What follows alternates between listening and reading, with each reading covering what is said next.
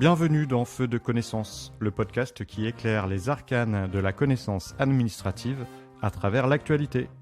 Publié exceptionnellement un 31 décembre, la nouvelle promotion civile de la Légion d'honneur distingue cette année 352 personnes de tout secteur, de tout niveau de responsabilité professionnelle, connues ou inconnues du public. Feu de connaissance s'est posé plusieurs questions à ce sujet. Qu'est-ce que la Légion d'honneur ? Qui la décerne ? Quels sont les différents grades et qui peut la retirer ? La Légion d'honneur est le premier ordre national visant à honorer des citoyens français. C'est la plus haute distinction. Depuis 2 siècles, elle est remise au nom du chef de l'État pour récompenser les citoyens les plus méritants dans tous les domaines d'activité. Elle est née le 19 mai 1802 par la volonté du premier consul Napoléon Bonaparte et elle annonce quelque chose de majeur, la reconnaissance du seul mérite individuel acquis et non transmis. Elle illustre l'esprit civique français, le sens de l'intérêt commun.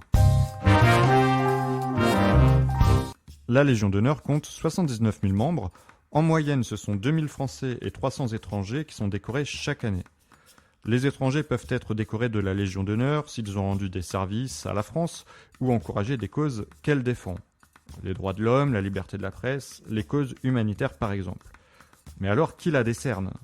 Alors tout d'abord, elle ne se demande pas. Ce sont les ministres qui ont la responsabilité d'identifier les futurs décorés et ils s'appuient pour cela sur le corps social. Ça peut être des parlementaires, des maires, des employeurs, des responsables syndicaux ou associatifs ou encore des présidents de fédérations professionnelles ou sportives. C'est le préfet du département de résidence du candidat qui est compétent pour l'instruction des dossiers à titre civil. Les dossiers à titre exclusivement militaire sont à adresser directement au ministère des Armées, seul compétent pour apprécier ses mérites. La Légion d'honneur regroupe 3 grades.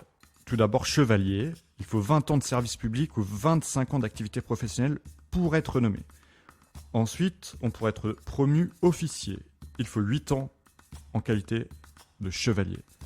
Et ensuite, on pourrait être promu commandeur. Donc là, il faut être officier depuis 5 ans. Ensuite, on peut être élevé à la dignité de grand officier. Donc là, on doit être commandeur depuis 3 ans. Et enfin, on peut devenir grand croix. Et là, il faut être grand officier depuis 3 ans. Il existe 2 promotions civiles, une le 1er janvier, une le 14 juillet, et 2 promotions militaires, en juin pour les militaires d'active et en novembre pour les réservistes et les anciens combattants. À la suite de l'affaire Depardieu, la ministre de la Culture a annoncé que l'acteur pourrait se voir retirer sa Légion d'honneur par la grande chancellerie de l'ordre. Les procédures d'exclusion sont très codifiées et restent exceptionnelles.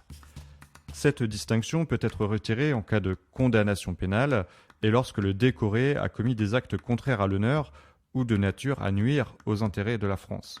Il existe 3 types de sanctions pour les membres de l'ordre de la Légion d'honneur, le blâme, la suspension temporaire ou l'exclusion définitive. Cette dernière est automatique et systématique en cas de condamnation pour crime ou pour toute peine de prison ferme supérieure à 1 an.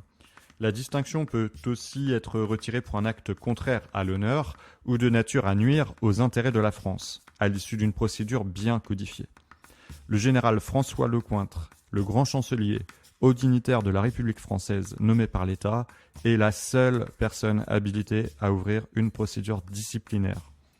Le dossier est ensuite instruit avec son conseil, qui est composé de 14 dignitaires et commandeurs, d'un officier et d'un chevalier, tous choisis par le président de la République.